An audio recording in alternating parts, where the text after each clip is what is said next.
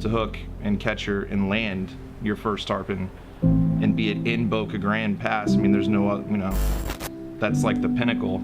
Your very first tarpon was caught in the most famous tarpon fishing place in the world.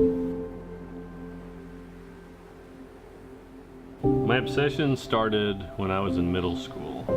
I've been on that search ever since, trying to catch my first big tarpon on my own. I've caught a few tarpon that are big, but I'm pretty sure that the only other really big one I've ever caught was my mom gave me the rod. It's a love-hate relationship. They're a pain in my ass. Men get really excited about tarpon fishing. Way more excited than they get about literally anything else.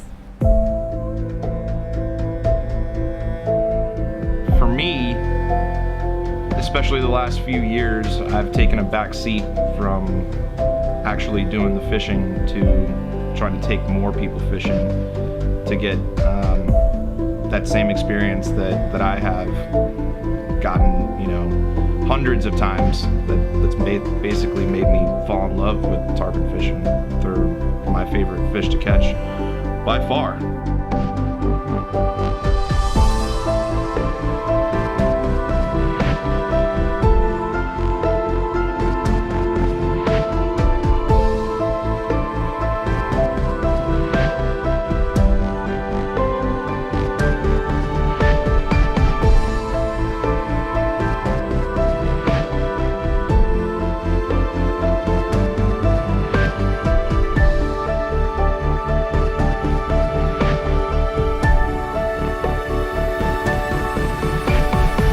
Fish are crazy. They come out, they're like unicorns of the sea or some shit.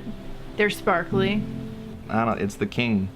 They're the strongest, hardest fighting fish. They're gladiators, they're silver. They really are kings, but they're gladiator kings. They're like the king that'll fight for their army. They'll stand in the front of the line and... It's a big silver fish that flies, I don't know.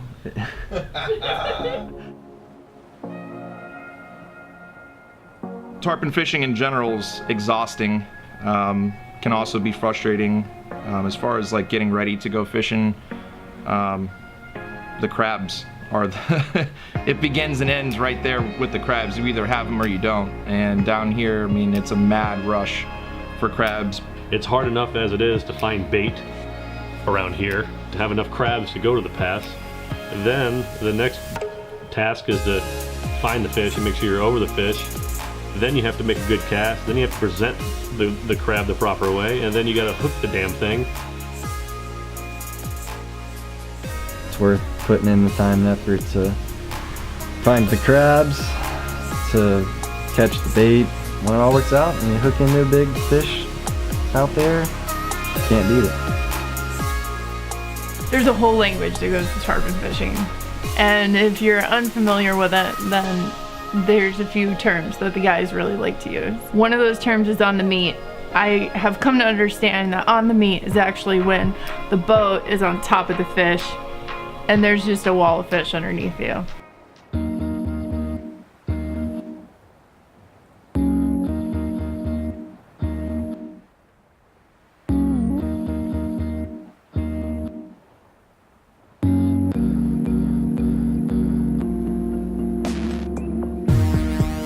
Being in the past like we were, it's crazy. It's controlled chaos. All the boats, all the fish rolling everywhere. People are hooking up left and right. Fish are jumping underneath boats. It's like nothing else.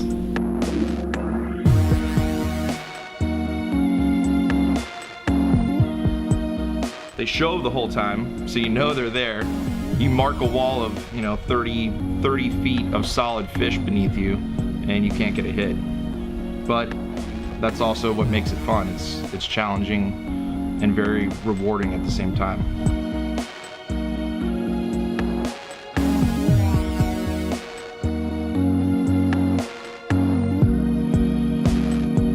I feel like you need guns to catch a tarpon. Or you need a chair with a belt. And you need dedication and patience and timing, you gotta be able to wait. You're hunting a really beautiful creature that's lived for 200 years and evaded being caught.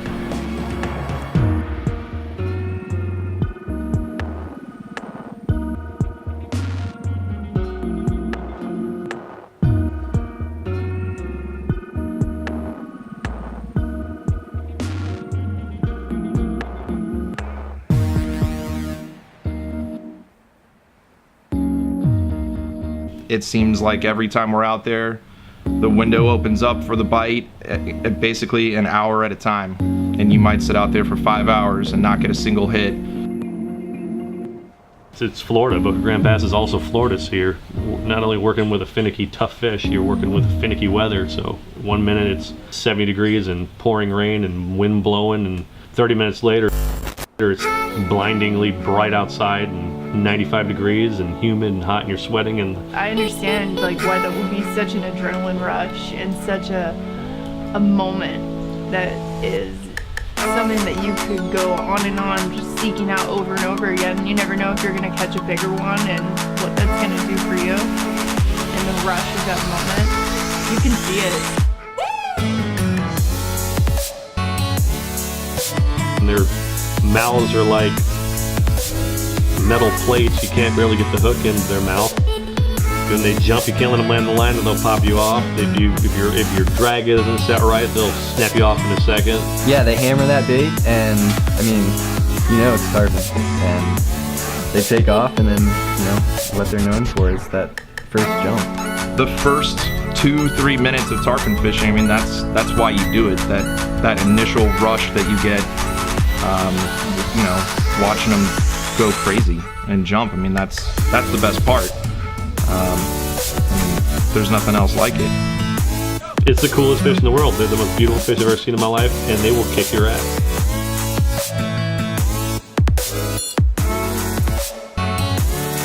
I wonder what it's like for them to look at me. They just fought, you know, basically till they're, you know, out of life. I mean, they fight till the death, so they come, you know, up to the surface and they're staring at you. It's not often that you actually get one to the boat, so it's pretty cool when you do get the chance to get it next to the boat and snap a few quick pictures, you know, that could, you know, last a lifetime. So.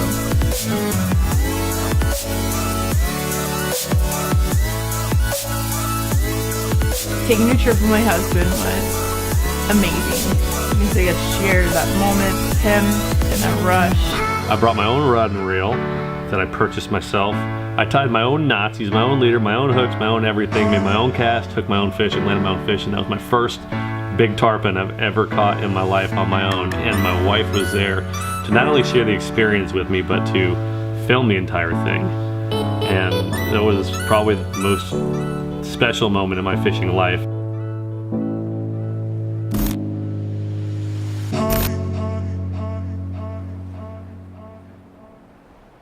There were girls in bikinis and stuff like that hanging out on boats because the guys are like, bikini and boats and stuff and fish, blah. But also, I don't think that I cared at all about that. I think that the look in my husband's eyes when he saw that tarpon was enough for any lady to be kind of jealous over. So I'd recommend that you all go so that you'll feel so much better about anything ever that you've ever seen him see. Like it's literally like the most addicted I think I've ever seen him to anything.